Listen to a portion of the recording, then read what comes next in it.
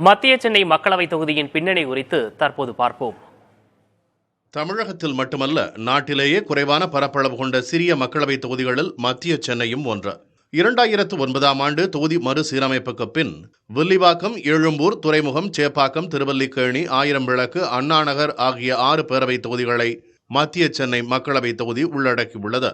இந்த 6 சட்டப்பேரவை தொகுதிகளுமே தற்போது திமுக வசம்தான் உள்ளன. 1977ஆம் ஆண்டு முதல் தேர்தல் களம் கண்டுவரும் மத்திய சென்னை இதுவரை 12 தேர்தல்களை சந்தித்துள்ளது. இதில் திமுக அதிகபட்சமாக 8 முறையும், காங்கிரஸ் 2 முறையும் வெற்றி பெற்றுள்ளன. அதிமுகவும் ஸ்தாபன காங்கிரஸ் கட்சியும் தலா 1 முறை இத்தொகுதியை கைப்பற்றியுள்ளன.